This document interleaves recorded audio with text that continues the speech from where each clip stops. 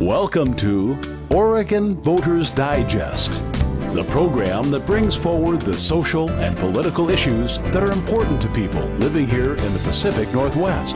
And now, your host, Bruce Broussard.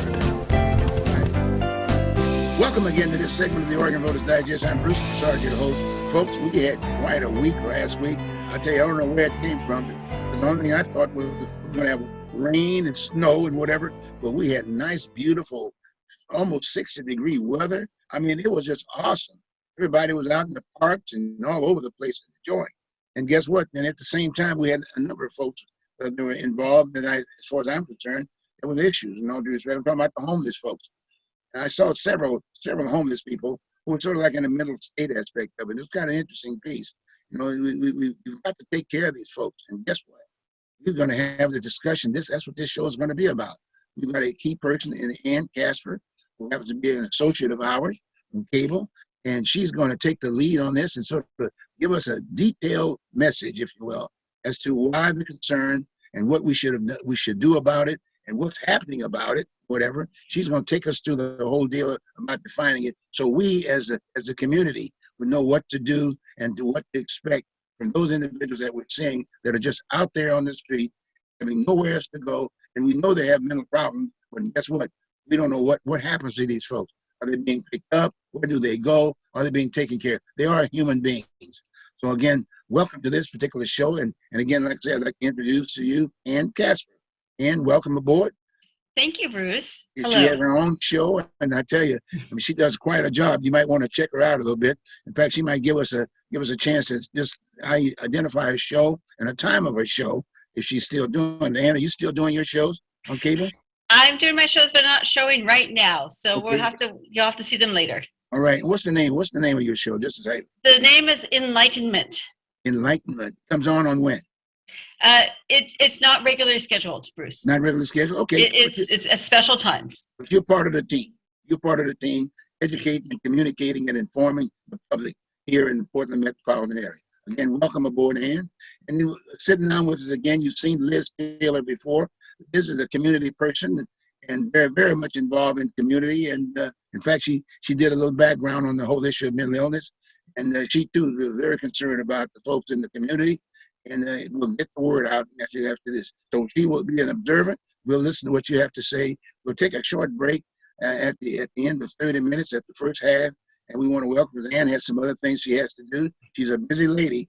And so we'll take this break. And then after we come back, Liz and I will just continue the show and maybe have a few comments on some of the things that Ann will inform us with. Okay? With that, Ann, I'm going to just go on and introduce you. And let's just get right into the show. Let's maybe get at the beginning. And how did you get involved in this particular bill that's in the legislature right now? And then when is it going to hit the street to deal with the issue of homelessness from a mental illness standpoint? And then let's cross the board. Thank you, Bruce. Just to be clear, this is not about homelessness and mental illness. This is about inpatient care, and Right. It's Senate Bill 686. And some people who are homeless do end up in inpatient care. Right. In Right. locked units. So this bill is sponsored by Senator Lou Frederick, and it is assigned to the Senate Committee on Human Services, Mental Health, and Recovery. Again, 686. And on our website, www.choiceheals.com, you can see all the information. You can read the bill in English and Spanish. And basically, what it says is that if you are inpatient or if you're in a locked psychiatric facility, it means you cannot get out, right? It's just you're locked. You've lost, and you can be there voluntarily or involuntarily. You're in this unit, and then you get psychiatric care, normally through a doctor. A psychiatrist will talk to your prescriber. Sometimes they use other kinds of doctors for that. And in some hospitals right now, let's say on the weekends, you're not allowed to see a live in-person psychiatrist to do your prescribing and your therapy. It actually is a person on the screen.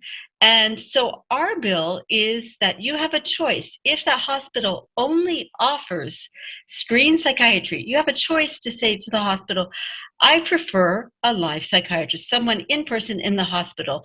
This has been happening for many years, at least 2 to 3, even before COVID. Interesting. So how did it start, so to speak? I mean, just a group of you guys just got together and then basically then approached maybe Lou Frederick, Senator? That's right. It was just a couple of us. We decided to see how the bills worked. We are peers, which means people with lived experience of mental health, and some people have addictions experience as well. And many of us have been in and out of these systems, these psychiatric systems, which are supposed to help us heal. Sometimes they do the opposite.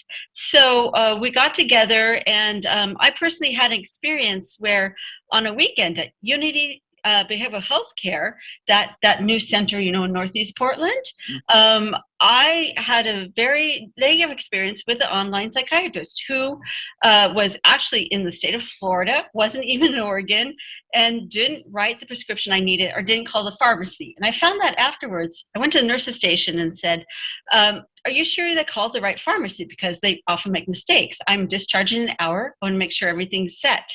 And the nurse said, well, he's in Florida. We shut the telehealth off. We can't talk to him anymore. No, it's just too bad. And I didn't get my medication. And I'll tell you, Bruce, I just heard from somebody else it was McNary. It's in Eastern Oregon. He's in a facility, and he wasn't allowed to see a live person, and a psychiatrist in live person. And he ended up blind for 4 days because the medications weren't working and there wasn't anybody in person to help him. Wow. So after you shared these stories with the senator, he then proceeded, if you will, I guess, of putting it together, so to speak. Actually rewrote it. It was a group of three of us who wrote it, and I went to many places to get help. Like, how do you write a bill? It's very confusing. So I called Disability Rights Oregon. They wouldn't help us. I called Multnomah County. I called who I knew. We just kind of put it together the best way we could. And as you know, it goes to the legislative committee. So they rewrite it, and we got it back in December, and we're just going to go with it. We did our best. We're just a group of citizens. You got to be kidding, because in all due respect, I thought that they facilitated, if you will, at the legislature to help anybody, for that matter, as a layperson, because in most cases, people are not acquainted. They're supposed to assist you in the whole 9 yards. We didn't know who to go to. We couldn't find them. So Bruce, we did our best. So then you guys contacted the Senator Frederick? Mm-hmm. Yes, okay, we did. He was very supportive, in fact, and he knows mental health issues very well. We're very, very grateful to have him in the Senate. Mm-hmm. Good. So now there's the bill that's written, and so then he takes it, and then what does he do with it? Well, he will introduce it to the committee. So what happens is that it got assigned to a committee in the Senate. And so Senator Sarah Gelser is in charge of that committee, and she will bring it to the committee, and we will have time to testify and talk about it. How soon will that happen? When will that happen? It will happen in a few weeks in March. And everything, as I understand it, everything has to be introduced by March 19th. So it will be introduced before March 19th. We don't have the date yet. But again, if you look on our website, choiceheals.com, we'll have that date up there and people can come and look at it. Okay. Now, what about the meeting place so people can actually present themselves and present their stories? Will it be in the Portland metropolitan area? Oh, okay. So what happens with the legislature right now is that everything is online, and it's on what's called Microsoft Teams. So if you, again, go to our website, we'll have the link to sign up. So what you do is you sign up on a link. You say your name, your first name, your last name, your county, where you're coming from. If you are for the bill, not for the bill, or neutral, you click on that, and then you just say you want to testify orally or speaking. They will send you a link to Microsoft Teams for that meeting coming up. And all their meetings for that committee are at 3:15 on a Tuesday or Thursday. And then they will call you. Senator Gelser's the chair. She'll call your name. And you can also testify by writing things down. So you can actually, when the bill comes up, again, it will let you know on our website, choiceheals.com, you can write testimony, even you don't have to speak, and that testimony becomes public, and that goes on that bill's website. Well, in all due respect, I'm somewhat familiar with the legislature, and it's so neat to get a personal kind of a response, if you will, and having people come before the group, the committee, and look at them eyeball to eyeball, and listen to what they have to say. But now that we've gotten in this high-tech situation, we've taken that personal feelings, if you will, out of that, out of any concern for that matter. boy, I tell you, we really missed that, because in all due respect, that's what I was pretty well exposed to back then, because they had committees and they had, Right. what I mean, they had input throughout the state for that matter. And if it came from a respective area where there was like high mental illness aspect of it, like it would be in the Portland metropolitan area, they would come and pick a location, whether it be Portland Public School facility or this or that, whatever. And it was, to me, I thought that was the most effective way, because many seniors, for instance, don't have access to high tech. They don't have the background. They don't even know Right. how to even put it on, let alone try to access It's it. wonderful, Bruce. Generally, for mental health committees, they don't do that. They don't come out in the community. So we're so lucky, actually. Yes, if we can be online if we have online access. In fact, I don't know if you know, in the hospital situation, they take away your cell phones, and they also take away your rights to even write emails. Most of the times, you have no connection. So we're going to count on people who are outside of the hospitals. But one good thing, Bruce, is that people really can't always afford the gas to get to Right. Salem. Right, So exactly. this is one access point that is happening for those people who don't have that kind of money, Mm-hmm. or Like I times, said, or cars, or anything. And yes, it is, you bring up a great challenge. How do we get people with mental health issues to speak, Mhm. right? Because if they're locked in the hospitals, they have no access at all, even to internet. I mean, think about that. You go to the hospital, they take away your cell phone, take away any kind of access to even like this. They can't watch this program. It's really, really hard. That's what's happening today. So just to get back just a minute for the bill, if that's okay. Right. Yes, Our yes. bill is not saying that all telehealth is bad. I mean, again, this is happening in psychiatric places for several years. We're saying choice. Give us a choice. Now, people in psychiatric states, or states that are extreme states that are confused, speaking to a screen can be really confusing. Yes. Even more confusing. It's hard enough for us. Another negative to just psychiatric by telehealth. Think about, do you get Zoom fatigue at all? Do you get tired of being on the screen? Can you imagine being that doctor every 5 to 10 minutes, switching patients like this? It's really hard, I think, to give good quality care. Mm-hmm. Mm-hmm. Well, you make a good point. A lot of times people can't sit in the front of a screen. I mean, they clam up, and this, that, and another. You know what I mean? And I don't know, but I'm sure you're on top of it now, and you got a group. And once I'm sure you're very much involved, and you understand what direction. And maybe you might be able to entertain some more bills, if you will. We'll see, Bruce. Actually, we're doing this on zero money. We have no funding. Yeah, We're not a that's big right. group. We did get endorsed, actually, by NAMI Oregon, which is the National Alliance on Mental Illness in Oregon, that chapter. So that's wonderful. We started off with that. And we're just learning so much about the process. We're just young advocates out there doing our best. And this is actually, if you think about it, about civil rights. The civil rights of people, because that doctor on that screen can determine your rights for 180 days. They can lock you up against your will, 180 days. And sometimes you're even charged to be there in the hospital. You have to pay for it. Do you know how much these things cost, Bruce, to be in a hospital? And then at the end, then all of a sudden you're back to election agencies following up on you to get the money, right? Service. Well, sometimes, yes. So not everything. So one night in a hospital, psychiatric hospital, is about $1,200. Now, $1,200, and yeah. So can you imagine? Go in, you see a person on screen, they say you get well, and then go on out of your life. It doesn't work very well. And also think about those new psychiatric emergency services units called PES. We have that, the Unity Center for Behavioral Health. There are about 30 lounge chairs. They're there 24 hours a day. They put all the people in crisis all together in this one room. They don't turn off the lights, and they charge $5,000 a night for it. Really? Yeah. Wow, man. Yeah. We just want to heal. Give us the best place to heal. Give us the best tools. Yes. That's it. Yes, very much so. Hey, tell me this now. The city of Portland is sort of involved in this deal. Well, what about this new unit with the fire department?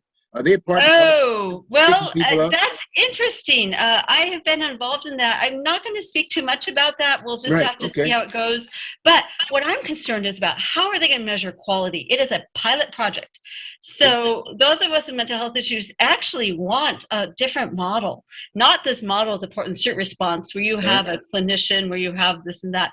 Right. No, we want a model where you have an EMT, emergency services Right. for the physical, and you have Mhm. what's called a peer support specialist. Now, honestly, Bruce, that was the first plan at City Hall. That got changed 3 days before they went to City Hall in 2019. So that's the plan we want. That's the plan they're doing in New York City. There's a project there in Queens. They have EMT and they have a peer support specialist working very well. So why don't we do that in Portland? I don't know. We got to keep working on it. Part of it, honestly, is stigma.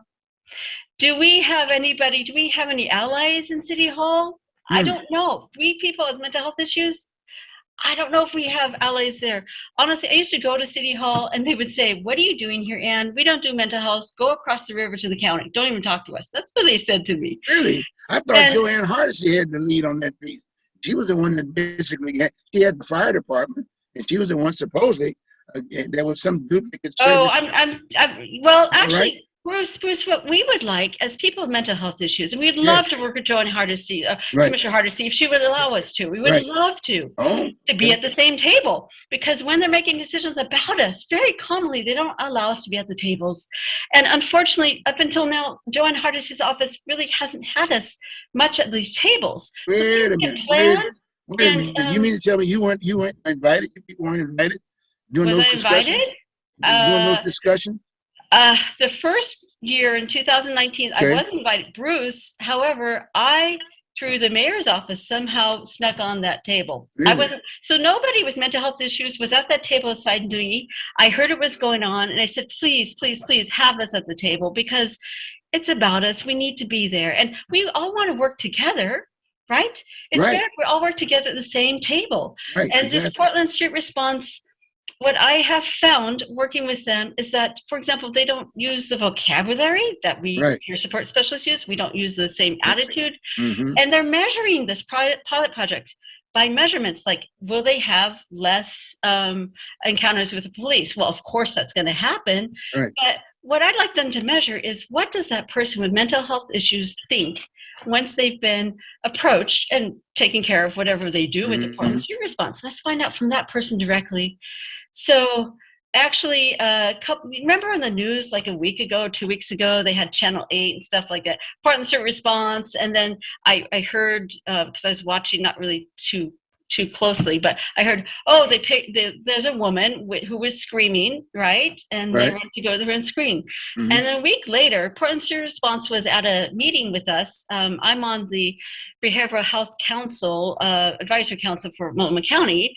And so I didn't hear the end of that story. So I asked the person in Portland Street Response, I said, well, can you tell us what happened with women? How did you do this? I want to hear a good story, how you're doing a good job. And what she told me is that, well, by the time the Portland Street Response got there, is that person was gone. So I don't know what kind of stories we're getting. We just want the truth. I hope they do well. I truly hope they do well. I don't think they have the right amount of training, the right kinds of training. But that's just coming from my perspective of somebody with mental health issues who's been doing this. Now, the interesting part is, at that table, when they first started planning Portland Street Response, who spoke up for us? Who spoke up for people with mental health issues? Mm-hmm. Do you know, Bruce? Who? The police. The What? police, the behavioral health unit said, where are the people with mental health issues? Why aren't they at this table? They spoke up for us. Interesting. Well, in all due respect, from the public standpoint, from what I saw, they dedicated some monies, if you will, to do a good job. And I was thinking that they would definitely have to get to the people who are needing the service. And at the same time, people like myself and Liz, we're going to be talking about this too, who are concerned about that, because we see and interact with these folks on the streets when we're out there shopping and all kinds of things. And it just bothers me that we got the monies. I thought it was being looked at very seriously, and they were responding. And what you're sharing with me is that, boy, somebody's dropping the ball there just written. Well, I don't know if someone's dropping the ball or We'll not. find I'm out. just saying that's I'll the find out that. communication I've seen so far. It's 4.8 million. And we as people, we know what works. We know what works for us. Yes. And actually, they refused to hire peer support specialists for a year and a half. They hired what's called community health workers, which are great. They're wonderful people, but they only have 1 hour of mental health training in their training. What?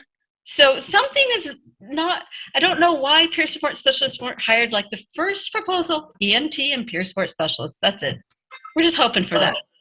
In all due respect, I would think, but what you just made the point, I would think that someone that have basically gone in mental health in a mild situation, taking meds and this and that, you would think they would have had someone there also, to basically help their rehab. I mean, well, they did have some clinicians. So sometimes clinicians, they don't understand peer support specialists, which is actually, it is a state certified job. So you get, you have special training. They're OHA, so Oregon Health Authority specialized training, and then you have to take a test and you get registered and background checks and all that. So it is an official job in the state of Oregon. Also, Medicaid pays for it. So some clinicians are scared that we want their jobs. We don't want their jobs. They have good jobs. They do a good job. We should all be working all together on a team. And I'll tell you, the best team I worked at like that is the Crisis Assessment and Treatment Center. It's on MLK and Grand, and that works. They are based on recovery. And I worked there as a peer support specialist, and we as a team with clinicians, with doctors, and with peer support specialists all together worked as a team and people love that place. They want to stay there. That's a Multnomah County thing that no one knows about. It's a great place. One more time. What was that again? It's only for people on Medicaid, and you can't just walk in there. So so be careful. Okay. And it is called the Multnomah County Crisis Assessment and Treatment Center. Okay. So are they part of the process when those individuals are picked up, let's say by this new unit from city? Okay. So I don't know exactly, because we haven't got, Portland City Response is still new. Okay. So let's give them a chance. Yeah. We still want to, if we can get funding for an EMT and peer support specialist, let's do that one. Yeah. But let's see how Portland City Response works. Let's get some data on how people with mental health issues really feel when they're approached. I don't think they're getting that kind of data. They're getting data. Sometimes the people in the house as advocates don't work directly with us with the mental health advocates. So we just have different purposes, looking for different things, different data. Yeah. So our data that we want looked at is not being looked at. That's all. I tell you. This is a subject matter we really need to follow up on. Okay, great. Because in all due respect, you think about some of the fatalities, if you will, fatalities that we've had right here in the city. I mean, individuals get shot and killed and the whole 9 yards, and we were concerned about that. And the whole idea was, I thought the reaction to quote the fire department in terms of that piece and aspect of it, it worked out something that was going to be basically a solution type of a kind of a deal, and really work at it. Because you're talking about lives, you're talking about individuals, you're talking about human beings, if you will. Well, Bruce, I'm going to say it could be a solution, but we as people who have the real experience, we have a solution that works for us. That's all I can say.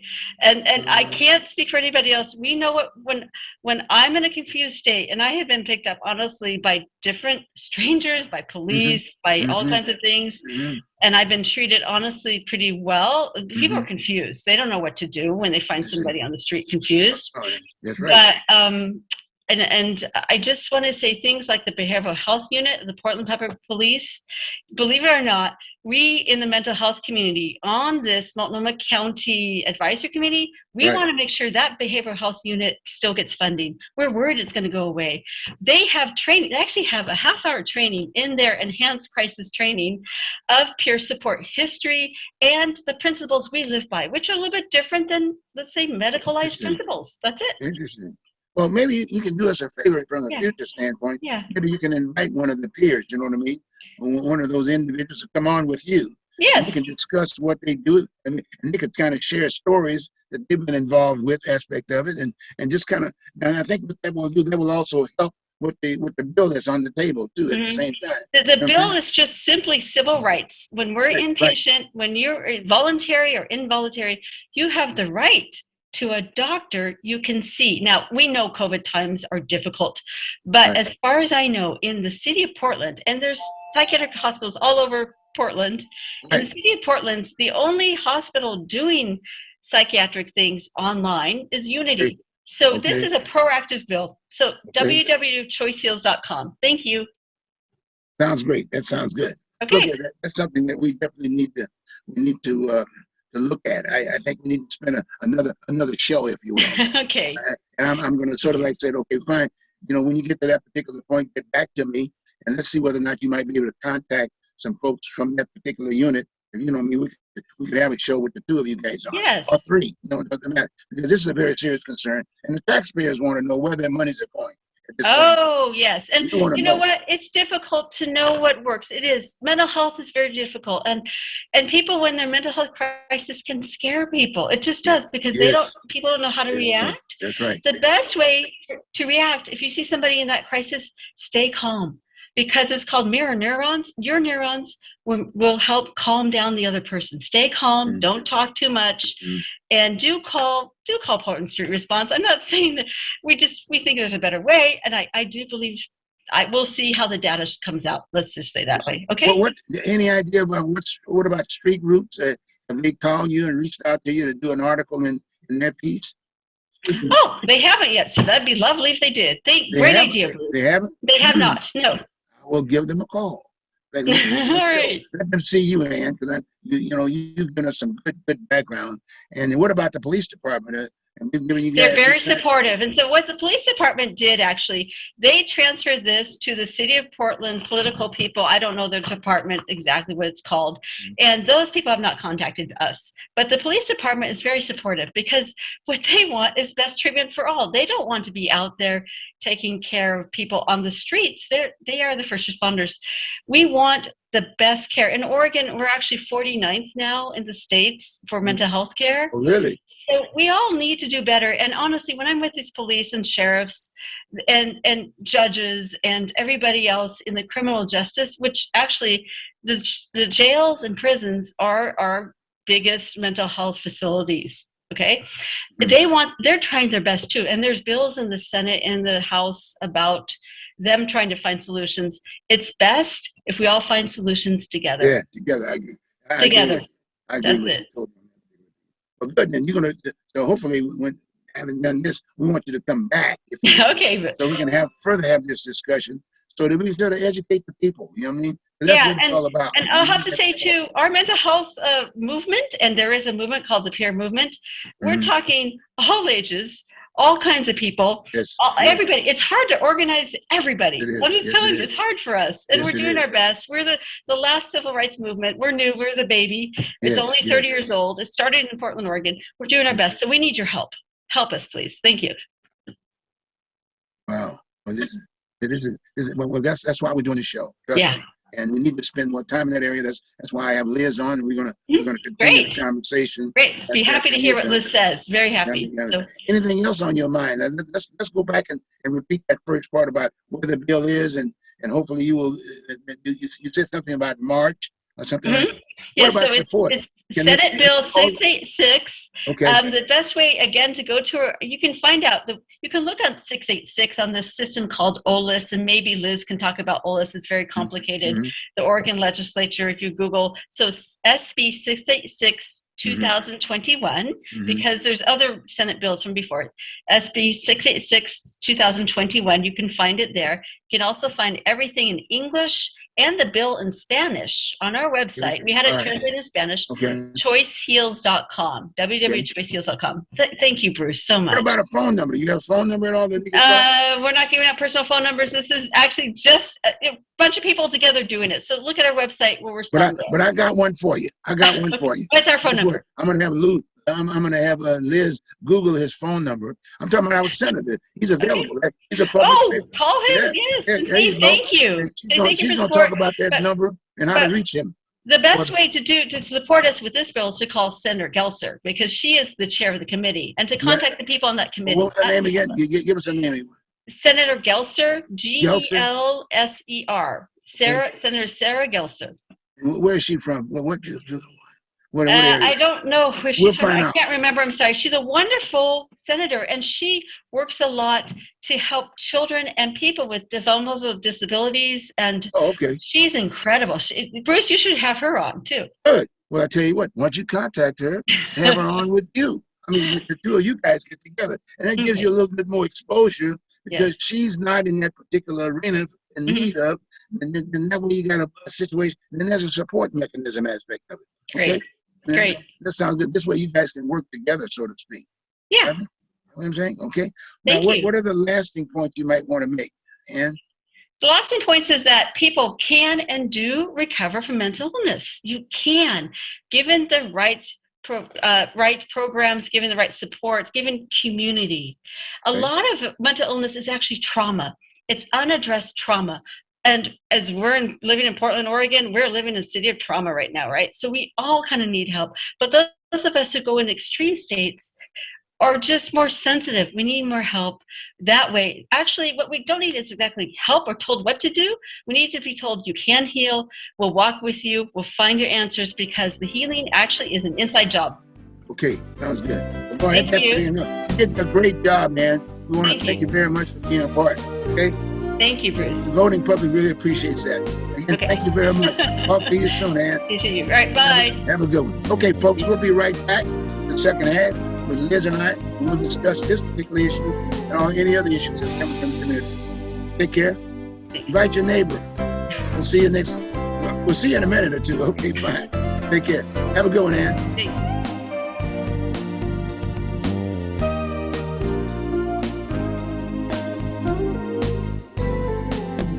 Welcome back, folks, to the Oregon Voters Digest. I'm Bruce Broussard, your host. And boy, didn't we have a first half-hour show?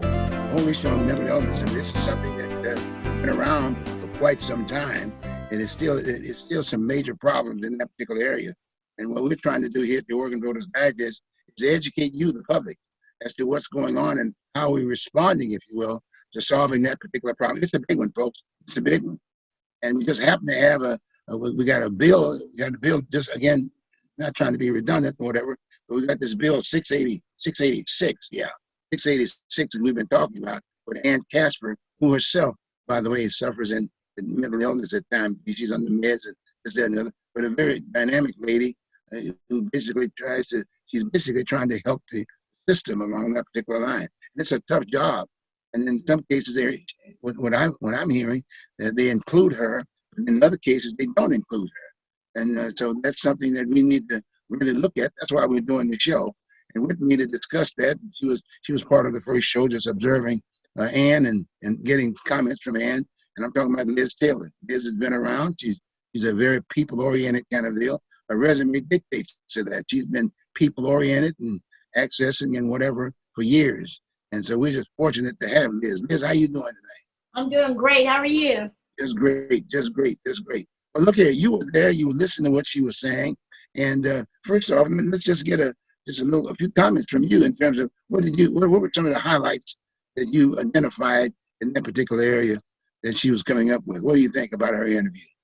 Well, one of the things that came to my mind is that in the state of Oregon, research tells us that you have anywhere from 380 with one survey and one statistic, and another statistic says we have 400 active licensed psychiatrists in the state of Oregon. The whole state? In the whole state of Oregon.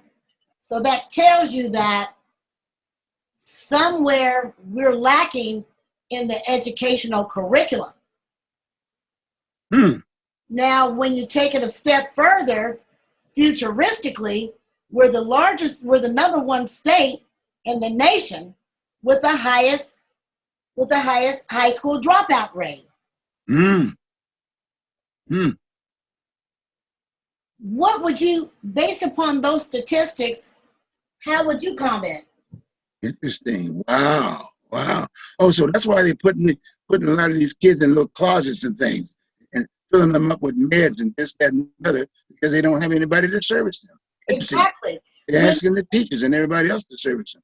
Wow. Exactly. A youth a youth, especially a Black youth, Mm-hmm. surveys tell us that a Black youth that is arrested, under 18, that is arrested and put in a juvenile facility, Mm-hmm. after 1 year is traumatized, is mentally traumatized. Really? Yet, we are putting Black kids in these juvenile facilities 6 times, and they're there 6 times longer, and being arrested 6 times more than white youth. Mm-hmm. What does that tell you? Mm-hmm. Every person that is arrested, and I'm speaking about Multnomah County, that are arrested and ushered through the Multnomah County jails are required. Well, they're supposed to have to get mental health assessment before they're even sentenced. I don't see how that could happen. Wait a minute, and then let's go back over that one. I didn't catch that one totally. Now you're saying that there's no, let's see, that mental There illness is is a mental health organization within the jail systems, right, in the criminal justice system, right, that is supposed to interview inmates right, before they're sentenced right. or before they go before the judge. Okay. I don't see how that could happen, Wow. especially when they're not there on the weekends. Hmm. Hmm. So when you talk about mental health care workers, then I believe the answer, and Kasper's answer was that we have mental health care workers, but I think she was saying that they only get like No an background. hour. They Yep, only get like exactly. 1 hour of Yeah, training. right. It is very, very expensive to get a psychiatrist degree. Hmm. It's not it's hard to get a degree in psychiatry as it is to get a degree in law. Mm-hmm. So when you put all these things together, and then when you look at the high school dropout rate today, Mm-hmm. how can you fix a problem like that? I believe in order to just start turning it around, we got to look at the curriculum in the high schools. Mm-hmm. We've got to look at the civil rights of children. We've got to look at the civil rights of young adults. We've got to look at the civil rights of Black citizens as well. Mm-hmm. Well, tell me something. Now you talked about the whole issue of education as far as the kids are concerned, Black kids especially, more specifically. The subject matters and whatever. What specifically are you talking about from the standpoint? Are you saying that there should be a different kind of a curriculum and as far as material and psychiatries should be a part of that, or maybe make it a part of the certification, if you will, for teachers when they get those teacher certificates, that they at least take a course, let's say all courses or whatever, and make that part and parcel of the certification process. Okay. Definitely teacher training, but also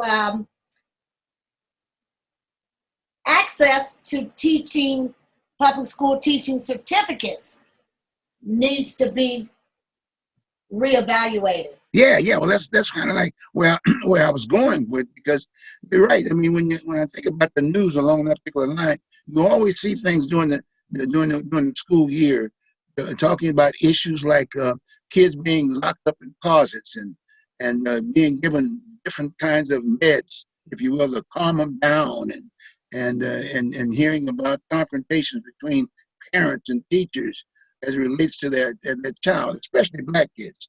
Yeah, because it makes you wonder. I mean, just common sense. Common sense will tell you that, or common sense will give you some thought.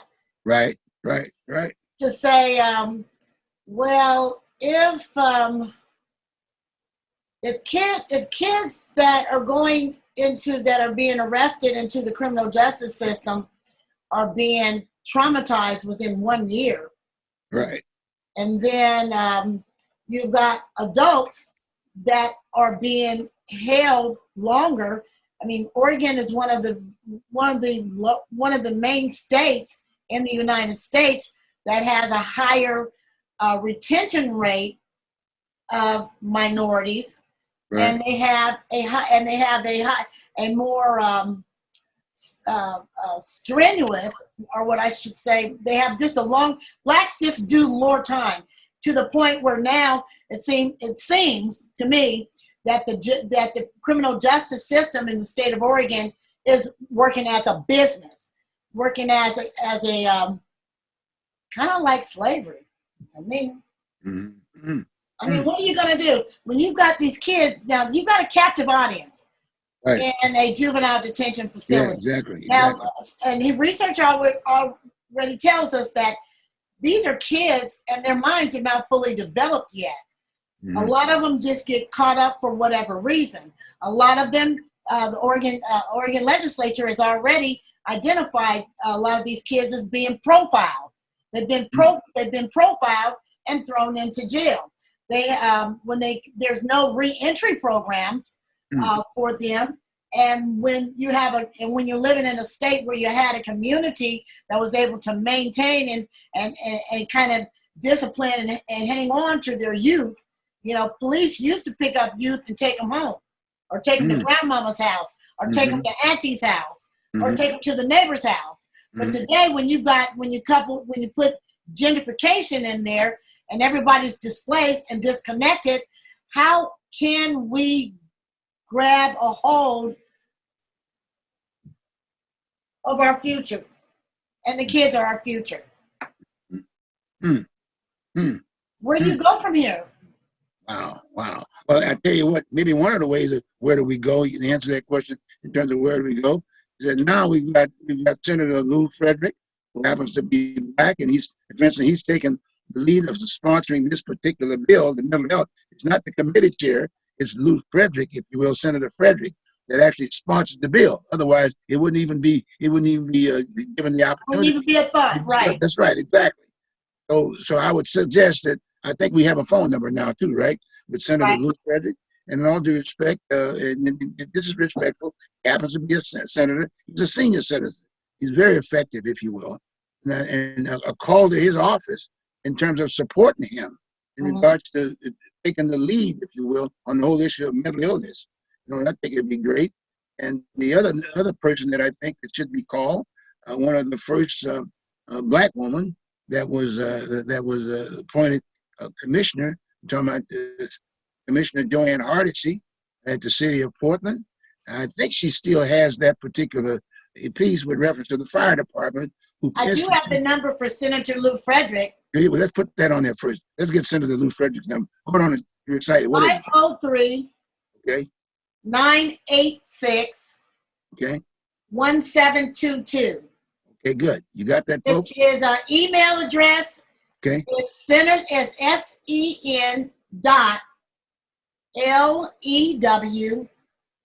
capital FREDERICK, at OregonLegislature.gov. Good. And tell them to reference 686, the bill. And we'll call it, I'll call it a mental health bill, if you will. You can always add addendums to that. And if education is an issue, they could talk to that too. From the standpoint, we have an issue. And maybe he might, because he always does that, put together committee meetings here in the city of Portland, if you will. And, and I think he has monthly meetings, if I'm not mistaken. He has monthly meetings, and maybe that might be an agenda item on one of his meetings, if he's not already have done that. You know what I'm saying? But the fact that it's a serious issue, and you're right. And when you mentioned the gentrification piece, when you mention gentrification, you think about it. I mean, property is going up and whatever, but at the same time, the so-called black community is no longer. They're basically being pushed all through the Gresham aspect of it. And if a person has a record and they're being profiled, especially young blacks and whatever, they're forcing their families to move. move from the standpoint they can't afford the house anymore, and move to the second point because the person has a, if you will, has a criminal record, if you will, and that's just enough, if you will, to push them out. Whether they have to just leave the state or just move to another area where they've got, say, low income, and you're out in front with you. That's the fact. I mean, it's the Gresham. Gresham is the new Northeast Portland. I hate to put it that way, you know what I mean? But we've still got a lot of work to do here because, in all due respect, the definition of blacks in the state of Oregon has always been identified with an area right after the Vanport Day aspect of it as Northeast Portland. And that was the community. There's a concern there. There's a concern there. And many of these federal dollars were basically set aside, if you will, to make sure that blacks were given the opportunity to own homes, home ownership, and basically establish that community. But unfortunately, today, that is not the case. And in all due respect, and the only way we're going to get that back to the table, we're going to have to educate the public across the board. Fair? But we've also got to educate our kids in school. We have to educate our kids in high school. We have to identify what makes them tick. That's why teachers get high salaries. Mm-hmm. Is to educate the kids. Is to find out what makes them tick. What are their special interests? I mean, there's just a lot. Even in college, even black students that go to college, mm-hmm. they're the academic advisors coach these kids. If the classes are not available within their major, they're coached to take many credited classes outside of their major, so that when it comes time to graduate, they still have to get satisfied a certain amount of credits and pay more money to complete their majors. Wow. Well, like I said, there's a lot of work to be done. And in all due respect, trying to find leadership, trying to find people that are willing to run for office to deal with the issues, some of the issues that you're talking to, especially black folks, getting them to run for office and then get elected. It's not an easy task to be elected in this environment. For instance, a good example of that is a school district. I mean, we have a school board aspect of it, but you got to run citywide, you know, and chances of winning a position on the school board. I mean, it's tough. Very rarely you're going to get a black or so to run, not necessarily just run, but be elected. You know, and in most cases, it's just, in my opinion, this is just my opinion. Yes, okay. But when we have a mayor to run a municipality, to run a city, we need to know who the pieces to the puzzle are to accomplish his goal. Right. So if he has a goal to run a city, and let's just say he wants to turn around the graduation rate of high school students. Let's just say he wants to turn around. He wants to turn around the issue of mental health. It all goes back to education. He wants to put black families and neighborhoods back together, because that was because it happened once before. We don't have to reinvent the wheel. I mean, President Johnson started the Model Cities program in the state of Oregon, identifying an 18 square mile black community, and even gave it assigned it a voting district. So we had 65% black vote.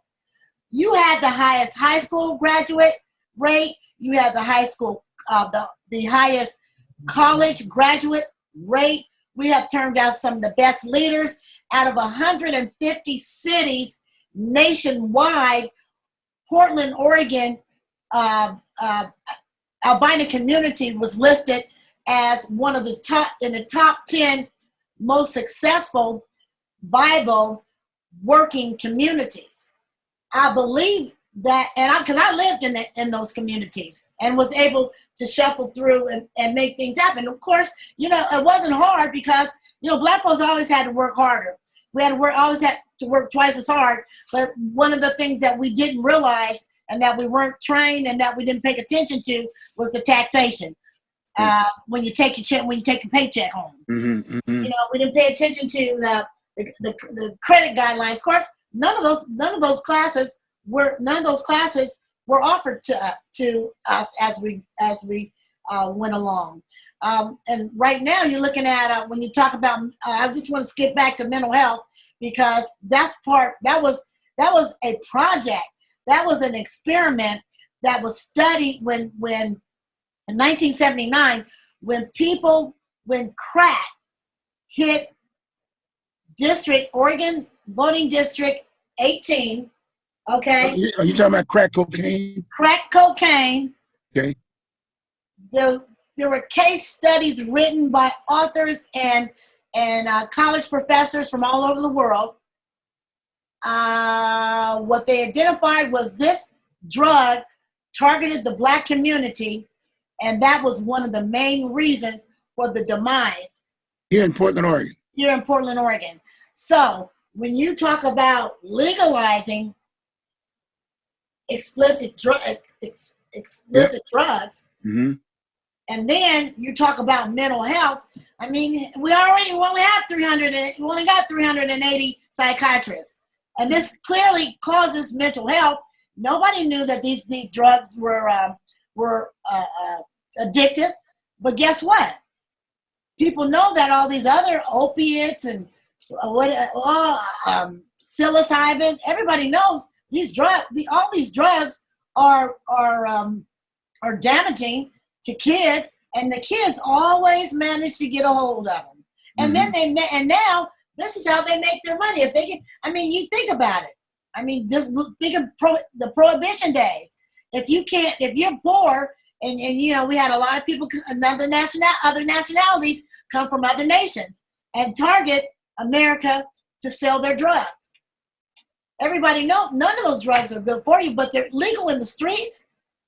Why would you do that when you know when they tell you that if you get arrested with these drugs, that you're going to have to you're not going to be criminalized, you're not going to be arrested or anything. You're just going to have to go to a mental health facility.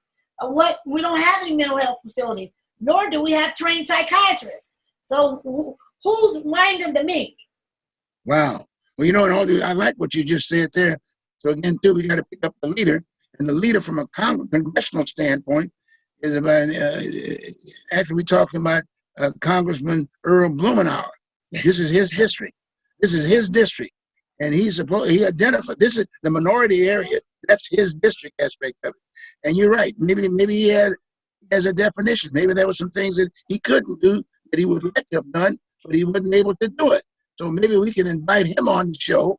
Maybe invite him on the show and ask him those questions, especially now that that President Biden is elected, the Democrat is elected. He's a Democrat.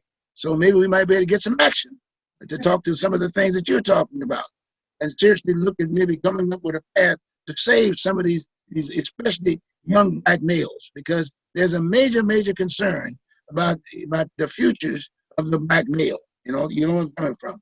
I mean, we hear this every day. Every day you hear that aspect of it, and you ask yourself the question: well, what is being done? And what I'm hearing from you, it ain't happening, if you will.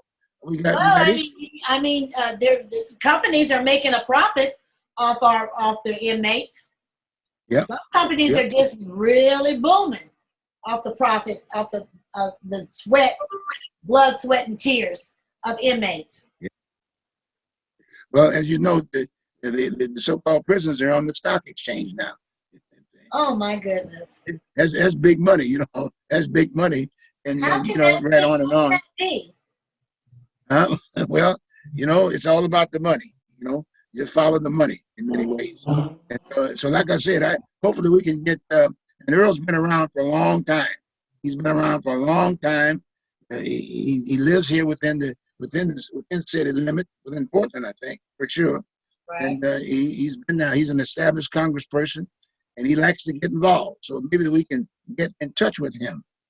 If you don't mind, I'd like for you to see, just give his office a call and see whether or not he might accommodate you. Okay. We know one another quite well. And I think it would be best if you call him first. Okay, I will. But he's a good guy. I don't take anything from him. He's an established, seasoned congressman. Okay, Okay. and he's our leader. He's our representative from this area, from Oregon, Okay. and so consequently, we want to take advantage of that. Got me? So why Yes. not? Okay. Yeah. So good. This has been good. We've sort of taken this mental illness aspect of it, and we've expanded specifically into the Black community. Got me? Because it's a very serious issue. So if we can solve the issue of the Black community, it will automatically solve the issue for the majority community of the white kids, because they got a major Exactly. problem too. They got Exactly. a major use problem, if you will. Exactly. They use it quite well. They really don't have no out in themselves, really. Exactly. But the fact of the matter is that the money is being sent to the Black community to solve the problem, but the money is not being utilized according to that capacity. Okay? Exactly. So basically applying for the money, dot the I's to get the money, but the money gets spent elsewhere. You got me? Yeah. You know, and all these contractors and consultants coming in. Hey, the consultants are sitting right here. If you want to solve the problem, you got my point. We've got a problem to do. So I'm throwing this out to him because I understand that there's a recall on the mayor right now. That's being that's being thrown on the table, and I'm sort of like pre-warning them, giving him some ideas, some insight, because that was one of the reasons why I ran for office. Because in all due respect, he on the job training on the first time he ran for office, and then he got a second term. And I'm not knocking anybody with kind of like, maybe he has his own ideas about what he wants to do and why he ran. But in all due respect, he's had enough time now to deal with some of the issues that we're talking to right now. And hopefully he understands. And in all due respect, we invite him.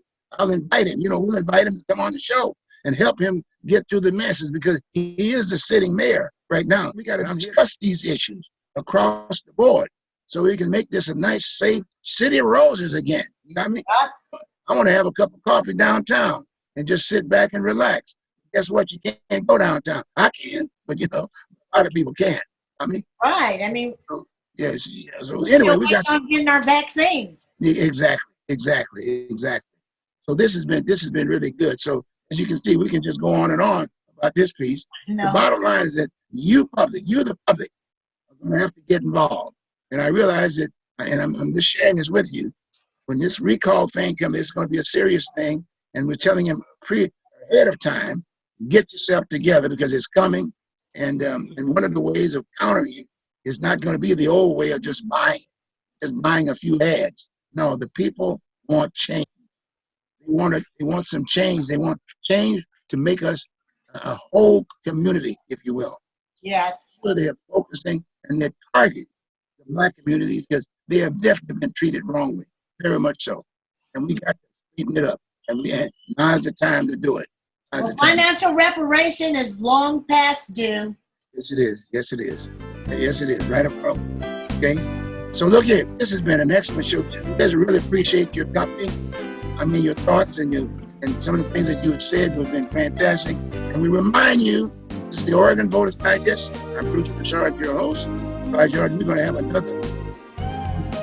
Here's what you join me again, please. Good. Always a pleasure. I certainly will. Well, you're just great. I'll bring some facts and figures to the Sounds great. Okay, good. Well, folks, take care. Share this show with your friends. Tell them to look at it. Call your mayor. Call your governor. Call your leaders.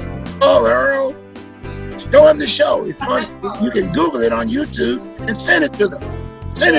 And then ask them to respond. Because if they're the leader, we want them to be a leader. And that's what it's all about. It's all about us. Back to what you believe in, as George Page used to always say. Back to what you believe in. He was on KBOO. George was quite a character. Okay, with that, take care. Have a good evening. We'll see you next week. It's a pleasure. All right.